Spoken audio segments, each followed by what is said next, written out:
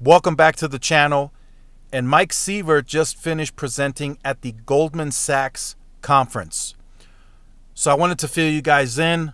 Nothing really new at that conference, but some good tidbits. And I was able to take some stuff away that I wanted to share with you guys. So earlier today, right, Hans Vestberg presented, pretty much told us flat out they're going to take losses. He was even asked, well, what about these numbers and can we offset here? He said, no, we're still going to have a negative report. And the quarter is not finished. There's still about 2 weeks left in the third quarter. So they're going to take some pretty massive losses. And I've been kind of warming you guys up to that because that's what I'm hearing. That's what I'm seeing. And that's what's going on at that camp. Not looking good for Verizon. T-Mobile, on the other hand, much more positive. They are more focused. They feel they have the winning formula. They are brand famous for value, and now the network is coming along, and it's getting better, and they're improving that score as well. So Mike Sievert said that for the brand fame on value, they are leaps and bounds ahead of any other carrier on the value in terms of pricing and what's offered. They are way ahead. And then he also said on the networking side, for the networking fame, Verizon still leads in that regard by quite a good margin. But he says his team and his brand, they're closing that gap to Verizon faster than Verizon is closing the gap to them on value. So he said it's an easy win for them. Right? They go into these towns and smaller towns, and most of the customers, even before distribution gets there, most of the customers are aware that T-Mobile is famous for value. They've seen those commercials. So now they join the network and they see, well, wait a minute, the network is not that much different than Verizon's. So I said the good enough is going to work. It's working for them. And he says the best network piece, they still got some work to do. They're not the best everywhere, but he says they're going to get there with time. Give them a little bit more time and they will eventually get there. So that's a very interesting take, and I tend to agree with him. It's working. I mean, this is literally night and day presentations. Verizon comes in with Hans Vestberg, oh, we're going to take losses this third quarter. Then, we're going to take losses in the fourth quarter as well, and we might rebound in the first quarter. If you guys read the light reading article. They are projecting to take losses for the rest of the year. That's insane. That's never happened to Verizon. T-Mobile is continuing to win. They're winning. And they're not done. Their projections still leave them underpenetrated. The 20% share in rural, underpenetrated. Not even close to fair share. The business side as well. That's under-indexed. They still have room for upside, even after the 2025 target. And that was stated in the conference.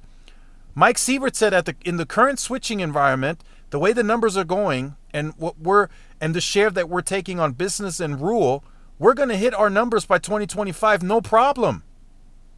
So there's still upside for a beat for the 2025 guidance. Before he said they do another analyst day and project numbers beyond 2025. There's upside. So he says they're moving into these rural towns, and he says the local communities are bringing out marching bands when T-Mobile hits town. That's huge. Now, I don't know if that's actually happening. Maybe he's just speaking from a sarcastic standpoint, but it goes exactly according to the numbers that I'm getting. Right? The port ins 27-2, 30-1. That's what I'm hearing. People are moving to T-Mobile in droves, and it's a successful pedigree for the company. And he's pretty much saying there's not much else they have to do. They're just willing to compete. They include value, and they just move forward. And the team is executing. And that's how they've been, and that's what they've been doing if you go by history. They put out numbers, they put out guidance, and they beat it. Both business side and network. Right? By the end of the year, they want to hit 260. Cover it with 2.5, 260 million pop count. I think they do a little bit more. Maybe they do 265, depending, right? They're moving at a good pace. He reconfirmed that today. Very good pace. He says they will still be 2 years ahead in the 5G race 2 years from now. And then he reiterated the 300 million covered by the end of 2023. And I fully see them hitting those goals. And then when they get to those goals, then of course the fixed wireless access numbers, they should accelerate. They should start growing further, because in those environments, the options get even more limited versus what we already have in the suburban urban environment.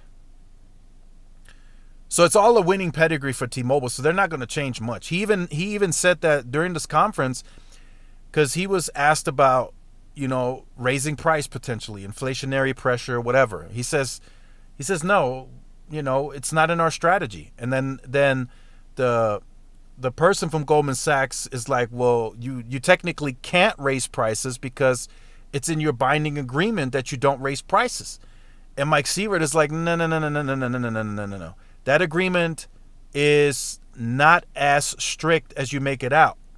So what I'm thinking is they could have raised prices for new customers. That's what I'm thinking. Like, they could have upped the Magenta Max pricing for anyone that's coming in new, but for anyone that's existing on the base, they had to leave the pricing alone. That's what I'm thinking.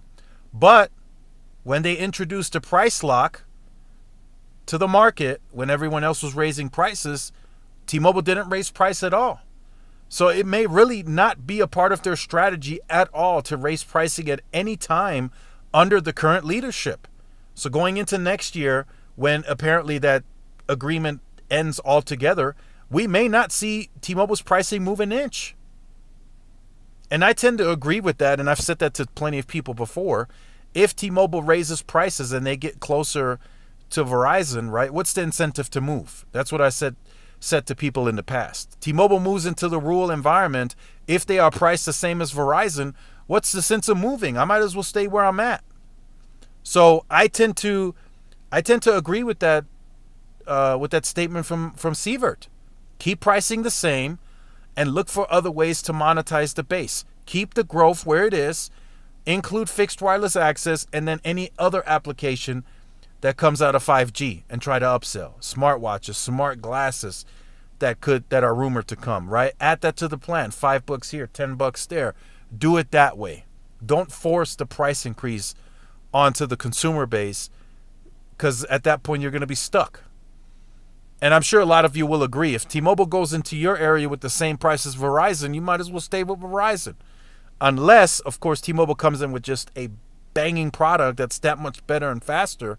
But for now, like Sievert said, they have the fame for value by a large margin. So that's what people automatically think about T-Mobile, that they are the cheaper and the better value. So there's a few other things that he discussed during this conference. He did also say the way they structured the Apple TV deal is they only pay if it's a happy, consistent using customer. So if it's a part of the plan, you sign up for it and nobody uses it, then T-Mobile doesn't pay, apparently. So that's a pretty good structured deal, I think. And it's kind of the same way how AT&T structured the HBO Max. So if, people didn't use it, they ended up not paying for it. So very interesting conference that I wanted to share with you guys. And my takeaway from that is that they're winning. T-Mobile is winning.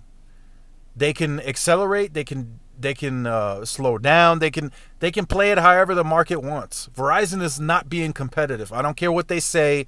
I don't care when they say it's working. The Apple one, the get more, keeping the prices the way it is on the postpaid side, the core business for them, they're not competitive. AT&T, they're more competitive, right? They got signature discounts.